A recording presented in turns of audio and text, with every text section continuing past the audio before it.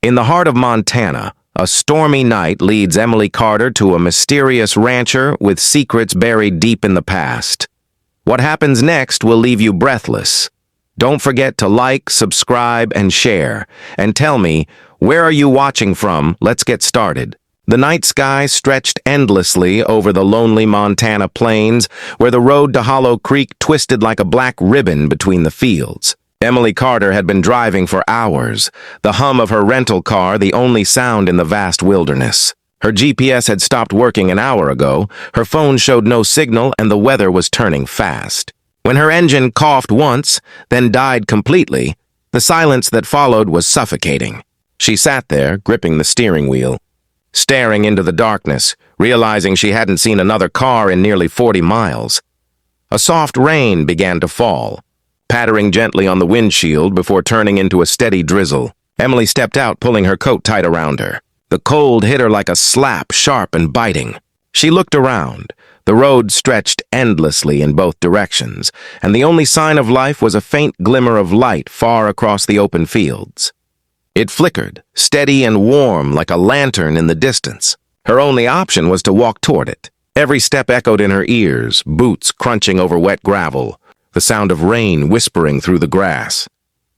By the time she reached the fence line of Hollow Creek Ranch, her hair was damp and her hands were numb. The farmhouse loomed in front of her, 2 stories tall, its windows glowing dimly yellow through the mist. A wooden sign swung in the wind near the gate. The words, Hollow Creek, carved deep into the grain, edges worn smooth by years of weather. Emily hesitated. Something about the place felt ancient, heavy with memories. Still, she needed help. Gathering her courage, she crossed the gate and made her way to the porch. Her knuckles rapped against the old wooden door, the sound dull and hollow. For a moment, nothing happened. Then, faint footsteps echoed from inside, slow and deliberate. The door opened halfway, revealing a tall man holding a lantern. He wore a faded denim shirt and a weathered hat pulled low over his brow. His eyes, a stormy shade of gray, studied her carefully. "You lost?" he asked, his voice low and rough like gravel. Emily swallowed, trying to steady her voice. "My car broke down on the road. I can't get a signal out here. I just need to use a phone." The man stood silent for a moment longer, his gaze unreadable. Then he stepped aside. "Phone's inside," he said simply. Emily entered cautiously. The smell of rain and wood smoke filled the air. The interior was warm, lit by the orange glow of a fireplace. Old photographs lined the mantel, black and white portraits of cowhands, horses, and cattle drives. Everything looked worn but cared for. She turned to thank him, but he was already setting the lantern down on a nearby table. "Storm's rolling in," he muttered. "Road'll be slick. You can try the phone, but the lines don't hold up well out here." Emily picked up the receiver and pressed it to her ear. Nothing, just static. She tried again. "Still dead." "No luck," she said softly. "Didn't think so," the man replied, glancing out the window. "Wind took it down last week. Name's Colt Warren." He extended his hand. His grip was firm but not unfriendly.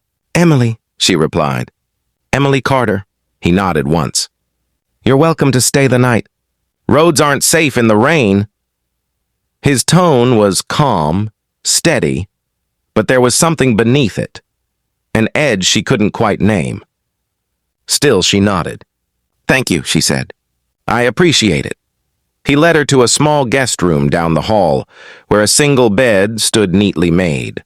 The walls were paneled in old pine, and the faint scent of cedar filled the air. "You'll find blankets in the chest," Colt said, lingering in the doorway. "Kitchen's through there if you need water. Don't go outside tonight, the creek floods fast." Emily nodded. "Got it." He gave her a brief nod and left, closing the door softly behind him. She sat on the edge of the bed, removing her damp boots. The silence of the ranch pressed in around her, heavy and alive. Outside, thunder rumbled in the distance, rolling across the hills. Emily lay back, staring at the ceiling. Her mind replayed the man's expression, the way his eyes had lingered as though trying to place her face. She brushed off the thought, convincing herself he was just cautious. Out here, miles from civilization, you probably had to be. Still, something about the place made her uneasy. It wasn't just the isolation, it was the quiet. Even the wind seemed to hold its breath. Somewhere in the distance, a horse neighed, sharp and startled, before falling silent again. She turned on her side, pulling the blanket up to her chin, trying to sleep. Minutes passed. The clock on the wall ticked softly. Then faintly she heard it, the sound of footsteps in the hallway, slow, measured. She sat up, holding her breath. The steps stopped outside her door.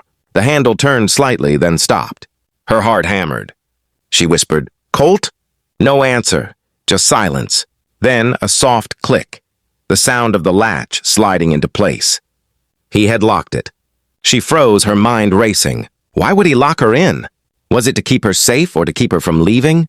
Rain lashed against the window now, fierce and relentless. The sound of wind howled through the eaves. Emily stood, pressing her ear to the door. She could hear faint movement downstairs, maybe the creak of floorboards, the rustle of papers. She tried the handle. Locked. She backed away slowly, pulse pounding. Maybe it was a mistake. Maybe he was just being cautious, but something in her gut told her otherwise. She sat back down on the bed, staring at the flicker of lightning through the curtains, counting the seconds between each flash and rumble. Her thoughts drifted to her mother, who had grown up somewhere in this part of Montana. Emily had never visited before, but she remembered stories of ranches, wild horses, and rivers that cut through the plains like silver veins. Maybe this place had some connection to her past, some forgotten thread tying her to it. She shook her head, trying to dispel the unease. But when she looked at the nightstand, she noticed something strange, an old photograph in a cracked frame. It showed a woman who looked hauntingly familiar, standing beside a much younger Colt Warren. Emily's breath caught in her throat. She lifted the photo, heart thudding. The woman's eyes were the same color as hers. The resemblance was unmistakable. Her hands trembled as she turned it over. On the back, faded ink read, "For Colt." From Sarah Carter, 1989. Emily's mother's name. Before she could process it, a shadow passed across the crack beneath the door. Someone was standing there, unmoving. The light flickered, the rain intensified, and a sudden gust blew the window open with a crash. Emily gasped, turning toward the sound, only to see the moonlight spilling across the floorboards. When she turned back, the shadow was gone. The crash of the window echoed through the small room, followed by a rush of cold night air. Emily's pulse raced as she stumbled forward, slamming it shut against the wind. The curtains fluttered wildly before settling. She turned back to the door. The shadow was gone, but the feeling of being watched lingered, heavy and cold. For a moment she considered shouting for Colt, but something stopped her. If he was the one standing outside, she didn't want him to know she'd seen the photograph. She placed it gently back on the nightstand, her hands trembling. Sleep was impossible. She sat on the edge of the bed, staring out at the storm through the narrow window. The ranch was swallowed in darkness, the fields glistening under flashes of lightning. Each burst of light revealed more of the land. The old barn in the distance, the water tower, the outline of horses moving restlessly near the fence. It was beautiful in a haunting way, vast and lonely. She wondered how anyone could live out here, surrounded by so much silence. A faint sound downstairs broke her thoughts, a door closing, softly, deliberately. Curiosity outweighed fear. Emily slipped her boots back on and crept toward the door. The lock turned easily now, as though it had never been engaged at all. She frowned, slowly stepping into the hallway. The floorboards creaked beneath her, and she froze, waiting for movement. Nothing. The faint glow of a lantern flickered from below.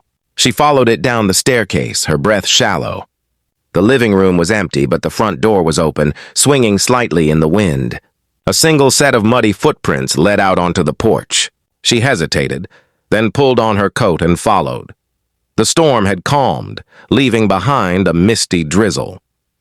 The air smelled of wet earth and pine. Emily followed the footprints past the porch and toward the barn. Light glowed faintly through a gap in the wooden doors. Inside, the sound of a horse snorting softly mixed with the rustle of hay. She peered through the crack. Colt stood near a stall, a lantern set beside him, cleaning an old rifle. His expression was grave, the kind of look that belonged to someone who carried the weight of too many secrets. Beside him, a box lay open, filled with old letters and photographs. Emily stepped inside quietly. "Colt," she said softly.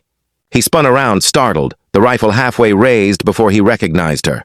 "You shouldn't be out here," he said sharply. "It's not safe." She took a cautious step forward. "I found the photograph in my room," she said. His jaw tightened.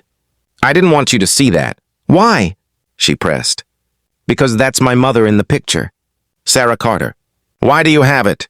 For a long moment he said nothing.